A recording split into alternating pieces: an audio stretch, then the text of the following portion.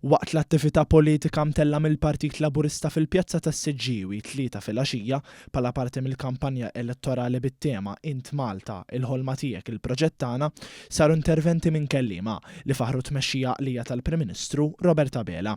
Fl-indirizz tiegħu d-deputat u kandidat Laburista Alex Muscat saq li ma' gvern ġdid Laburista immexxi minn Robert Abela il-poplu Malti u Awċi jaf fejn qiegħed u qal li għall-kuntrarju tal-Partit Nazzjonalista li pronti kienu d-deputati tiegħu li daħqu bis-settur tal-kaċċa u l-insib, il-Partit Laburista dejjem kien favur it-tradizzjonijiet Maltin. Illum qed jerġa' jagħmlilna mistoqsija il-Prim Ministru tagħna, ħattuni t-tieni mandat tiegħi, intom ħattuh it-tieni mandat tiegħu il-Prim Ministru tagħna Robert Abela.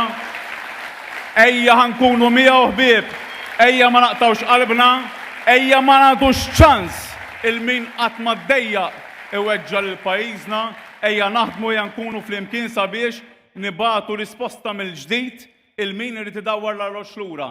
U għamel referenza wkoll għall-inkonsistenza li hemm fih dan il-Partit Nazzjonalista, speċjalment fejn jidħol is-suġġett tas-sussidji tal-enerġija, raġuni valida għaliex wieħed m'għandux jafda lil PN fit-tmexxija.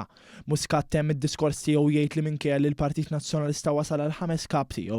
Is-sustanza negattiva fih danu baqgħet l-istess, anke jekk skont Alex Borg u nifs ġdid. Sa dan it-tant fl-attività fis-Siġġiewi tkellem ukoll il-Ministru għas-Saħħa u l-Anzjanità Attiva u kandidat Laburista Joe Etienne Abela u qal pajjiżna bħalissa jinsab f'sali pit-toroq bil-poplu Malti u Awċi għandu jagħmel għażla fl-elezzjoni fl-aħħar ta' dan ix-xahar. Abela qal li pajjiżna għandu jinvesti f'futur sod mibni fuq l-idejat u l-bżulija taċ-ċittadin u l-unika garanzija għal dan jista' jagħtiha biss il-Partit Laburista. Semma wkoll fost l-oħrajn investimenti li saru fl-aħħar snin u għadhom qed isiru fir-residenza San Vincenz de Paul u anke fl-IVF li diġà wassal għal suċċess bla preċedent. Fejn jidħol l-IVF aħna gburin li permezz tal-leġiżlazzjoni ta' gvernijiet Laburista u investiment massiċ anke mal-privat, dal-waqt ħankunu niċċelebraw l-1000 wild bl-IVF.